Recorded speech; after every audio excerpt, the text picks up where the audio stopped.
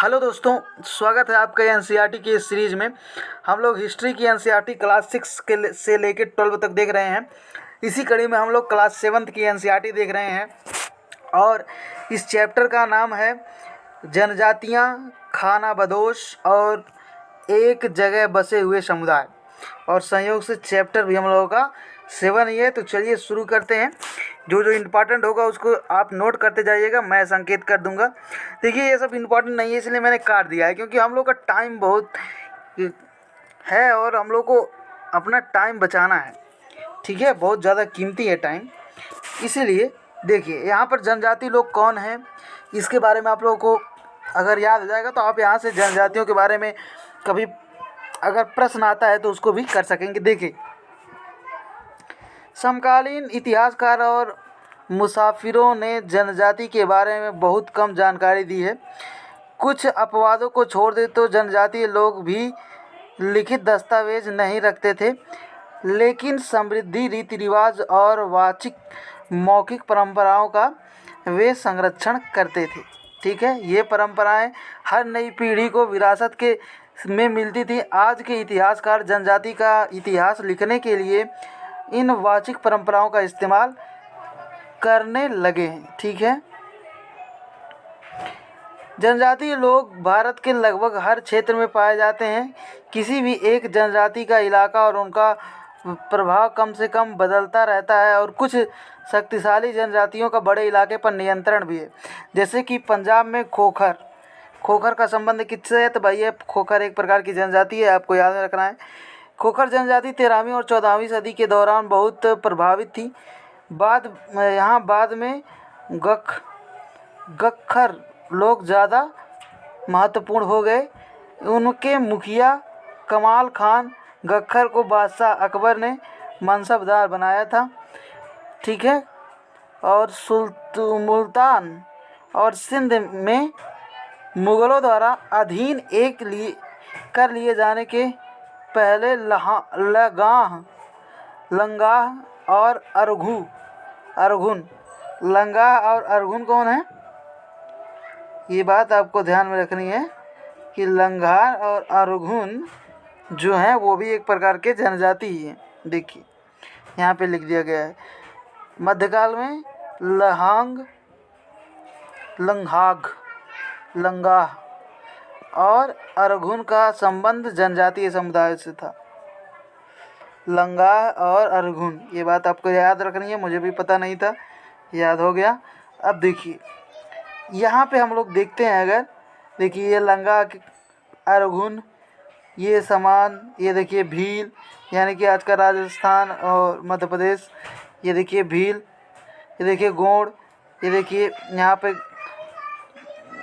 गोरो खासी जयंती आपको पता है। यहाँ पर कुकी और ये मैतेई समुदाय पे इस समय देखिए कितनी लड़ाई हो रही है, ये भी आपको ध्यान में रखना है, कुकी और मैतेई। ठीक है, यही सब पूछता है।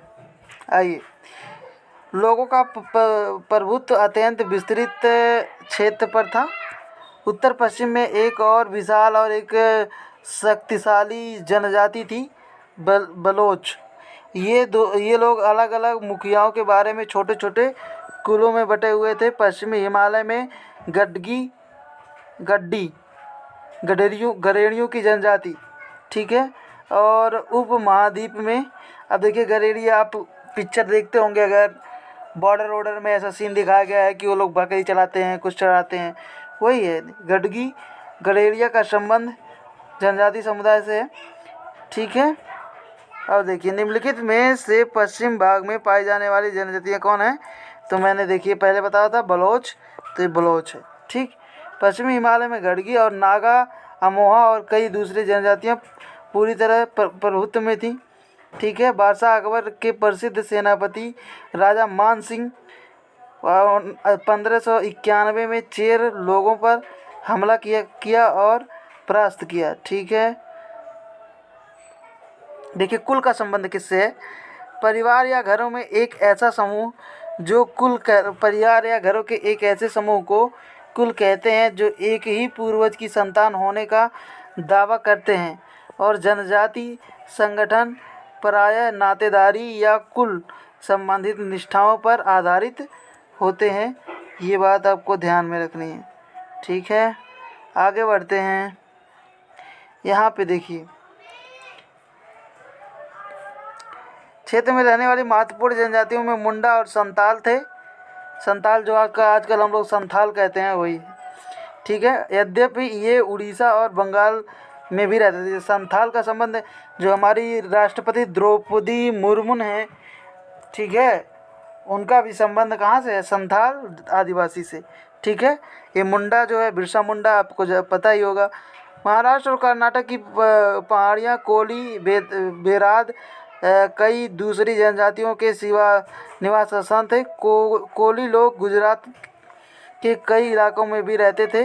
दक्षिण में ये आपका कोरंग, वेदार, मारवाड़ और दूसरी जनजातियां भी रहती थी। भील की बड़ी जनजाति पश्चिम और मध्य भारत में फैली हुई है। पश्चिम और मध्य भारत से संबंध आपका देख लीजिए, छत्तीसगढ़, महाराष्ट्र भी कहीं ना कहीं, आंध्र प्रदेश, ये सब गोंड खासी जयंती आपको पता है, नागा जनजाति, ये सब आपको याद में रखना है। ठीक है, कोली जनजाति का निवास कहाँ था? तो कर्नाटक, महाराष्ट्र और गुजरात में था। यही सब है, यही सब कभी कभी पूछ लेता है, और ये सब आपके लिए इम्पोर्टेंट नहीं है तो छोड़ते जाइए। बस इसमें एक शब्द महत्वपूर्ण है, बंजारे। बंजारों का संबंध किससे था? बंजारों का कारवां ताड़ा कहलाता था। कहीं कहीं लिखा होगा, देखिए, ताड़ा। बंजार लोग सबसे महत्वपूर्ण व्यापारिक खानाबदोश थे। उनका कारवां टांडा कहलाता था। ये बात आप याद रख रहे हैं कि बंजारों का जो कारवां था टांडा कहलाता था। टांडा का संबंध मध्यकाल में निम्नलिखित में से किनसे है? तो बंजारों से है। बस इतना ही है, और इसमें कुछ पढ़ना नहीं है। आप चाहिए तो पढ़ लीजिएगा, अगर पढ़ने लायक होता तो मैं आपको देखिए तुरंत, इसीलिए मैंने पहले से एडिट करके रखा है ताकि आप लोग का टाइम वेस्ट ना हो। उतना ही हम लोग पढ़ें जितना कि क्वेश्चन आ सकता है। जो मैंने इसमें ये नोट किया है, आप इसको अपने कॉपी में नोट करें ताकि बाद में आपको फिर बुक ना पढ़नी पड़े, अपनी कॉपी से आप रिवाइज कर सकें। देखिए, जाति पर विचार विमर्श। वर्तमान में तमिलनाडु में तिरुचिरापल्ली ताल्लुक में स्थित उय्याकोंडन उदययार के 12वीं शताब्दी के अभिलेख में ब्राह्मण की एक सभा के विचार विमर्श का वर्णन मिला है। ये देखिए, खाली यही सूचना पर इसमें महत्वपूर्ण है, तो मैंने यहाँ पे लिख दिया है। तिरुचिरापल्ली कहाँ स्थित है? तो तमिलनाडु में है। ठीक है, उय्याकोंडन दयार का संबंध किससे है? तो एक अभिलेख है जिसमें ब्राह्मणों की सभा के बारे में वर्णन मिलता है। ठीक है, आगे चलते हैं। ये सब आपके लिए इम्पोर्टेंट नहीं है, छोड़ते जाइए। गोंड समुदाय के बारे में ये थोड़ा सा पढ़ते हैं।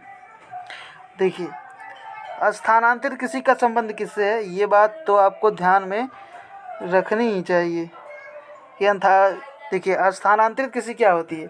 आज यहाँ पे कृषि कर रहे हैं, कल यहाँ पे कृषि कर रहे हैं। आज उत्तर प्रदेश में कृषि कर रहे हैं, कल महाराष्ट्र में कृषि कर रहे हैं। मतलब घूम घूम कर खेती कर रहे हैं, तो उसको कहते हैं स्थानांतरित कृषि। देखिए, गोंड लोग गोंडवाना नामक विशाल, सॉरी ये मैं अपने मोबाइल से शूट कर रहा हूँ इसलिए थोड़ा सा दिक्कत हो रहा है। गोंड लोग गोंडवान नामक विशाल वन प्रदेश में रहते थे। वे स्थानांतरित कृषि अर्थात जगह जगह बदल कर खेती करते थे। विशाल गोंड जनजाति कई छोटे छोटे कुलों में भी बटी हुई थी। प्रत्येक कुल का अपना अपना राजा और राय होता था। ठीक है, ये सब इम्पोर्टेंट नहीं है। देखिए, बस इतना याद रखिएगा कि गोंड का उल्लेख कहाँ मिला है? तो जो गोंड का उल्लेख है अकबरनामा में मिला हुआ है, इसलिए इसे अलग से लिख दिया गया है।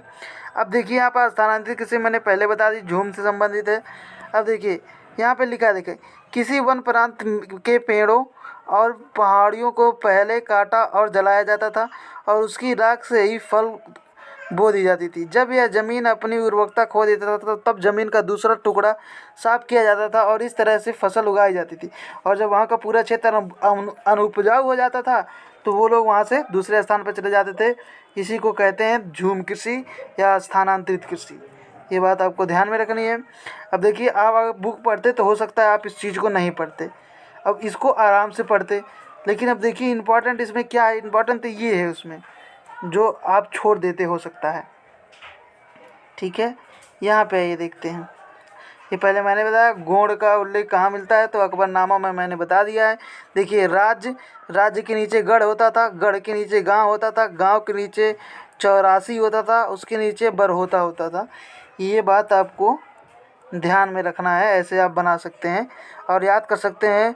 राग गा चौबर, ऐसे याद रख लीजिएगा, राग गा चौबर। तो ठीक है, तो इसमें कुछ है नहीं बताने लायक, तो मैं क्या बताऊँ आप लोगों को, फालतू में आप लोगों का टाइम वेस्ट तो करना नहीं है। तो जहाँ बताने लायक है वहीं पे हम लोग रुक के पढ़ेंगे। देखिए निम्नलिखित में से किस गोंड राजा द्वारा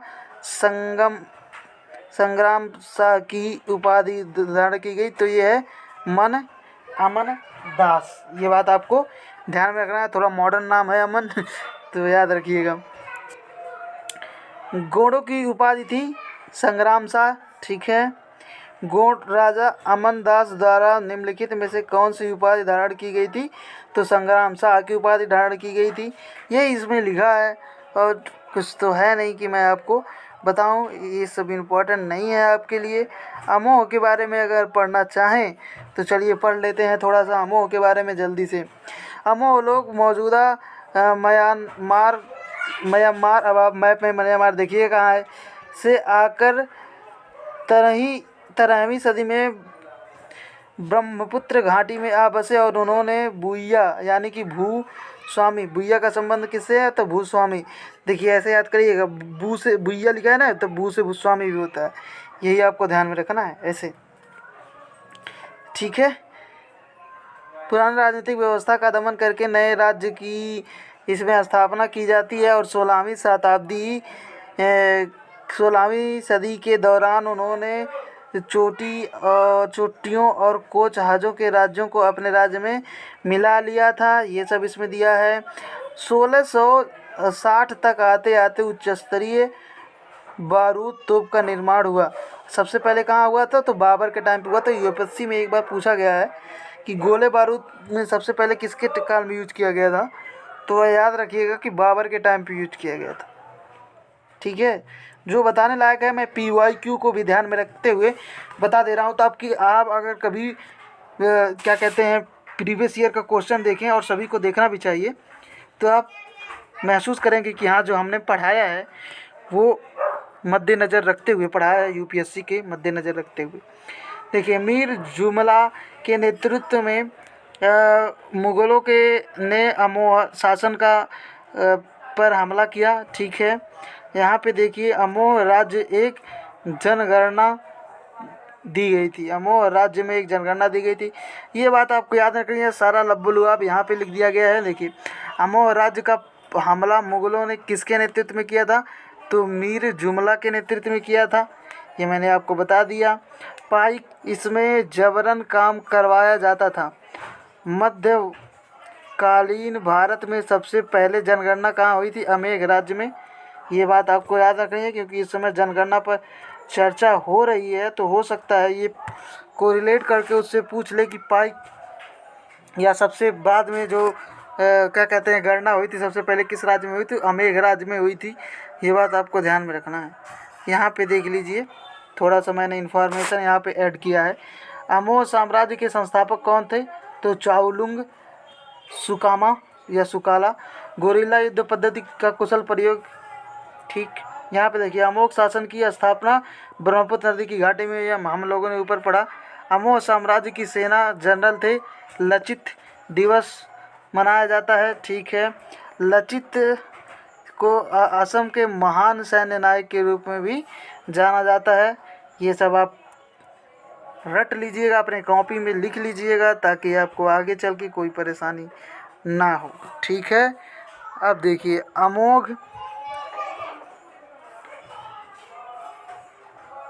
अमोघ समाज कुलों में विभाजित था जिन्हें खेल कहा जाता था। तो ये बात आपको ध्यान में रखनी है, जिन्हें खेल कहा जाता था वो कुल एक प्रकार का होता था। अब देखिए शिव सिंह 1714 से 44 में के काल में हिंदू धर्म वहाँ का प्रधान धर्म था। यहाँ पे देखिए अमोघ राज्य में खेल का संबंध किससे है, मैंने आपको बता दिया। अमोघ राज्य में खेल का संबंध कुलों के विभाजन से है। हिंदू धर्म किसके काल में प्रधान धर्म बना, तो शिव सिंह के काल में प्रधान धर्म बना। ये बात आपको ध्यान में रख लेना है थोड़ा सा। स्टेट पीसीएस में कभी कभी जब किस्मत ख़राब होती है तो आ जाता है। चलिए यहाँ पे देखें कुंजीर का संबंध किससे है, तो कुंजीर का संबंध जो है अमोघ साम्राज्य की कीर्तियों से है। और बुरंजी किस भाषा में लिखा गया था, अमोघ असमिया भाषा में लिखा गया था। ठीक है, अब इससे आपको पता लग रहा होगा कि अमोघ का एरिया क्या था, असम का एरिया था। मंगोल के बारे में जानना चाहेंगे आप लोग, तो चलिए मंगोल के बारे में जान लेते हैं। अपने एटलस में मंगोलिया आप ढूंढिएगा। इतिहास में सबसे प्रसिद्ध पशुचारी और शिकारी संग्राहक जनजाति मंगोल थे। ये बात बस इतना आपको ध्यान रखना है। सुप्रसिद्ध पशुचारी शिकारी संग्राहक थे कौन, मंगोल। बस इतना ही ध्यान रखना है ज़्यादा। अब आपको पता चला होगा कि आप लोग जो पढ़ रहे थे और जो मैं इसमें हाईलाइट करा रहा हूँ कितना अंतर है। इसीलिए देखते हैं कि ध्यान कहाँ ज़्यादा लगाना है आपको। पढ़ते तो सब लोग वही बुक हैं, लेकिन किसी का उसी से सिलेक्शन हो जाता है, किसी का नहीं होता। देखिए गढ़ का संबंध किससे है, 84 से। टांडा क्या था, मैंने ऊपर सब बता रखा है। कारवां श्रमिक का संबंध पाइक से। कुल एक प्रकार का खेल होता था। शिव सिंह अमोघ जो इनके काल में हिंदू धर्म चरम पर था। ठीक है, अब देखिए दुर्गावती का संबंध, जो बच गया वही हो जाएगा, गढ़ कटंगा। ठीक है, तो thank you so much for watching this lecture. और ये थोड़ा सा मैंने ऊपर बता दिया, ये भी आप थोड़ा सा देख लीजिए। देखिए सुनहरा लुहार राजनीति कहलाती थी कुंजरी। ठीक है, अमोहा में लिखी गई एक ऐतिहासिक कृति है। अब अकबरनामा में इस बात का उल्लेख है। ठीक है, यहाँ पे मंदिर ब्राह्मण, ये सब आप देखिए, कोई दिक्कत नहीं है। आपके पास भी बुक होगा, बुक नहीं होगा तो वीडियो को पॉज करके आप देखिएगा। ठीक है, यहाँ पे उत्तर पश्चिमी भाग में बलोच जनजाति। ठीक है, गांव की इकाइयों में ये सब देखिए। उत्तर पूर्व पश्चिम में मध्य भारत में ये सब आप देखिएगा भील जनजाति है। तो ठीक है, तो thank you so much for watching this lecture. और ज़्यादा से ज़्यादा शेयर कीजिए, क्योंकि ये गंदा कंटेंट नहीं है, अच्छा कंटेंट है। और इससे आदमी जो नहीं तैयारी कर रहा है उसके लिए भी कुछ ना कुछ जानकारी मिलेगा। तो thank you so much for watching this video. Thank you so much.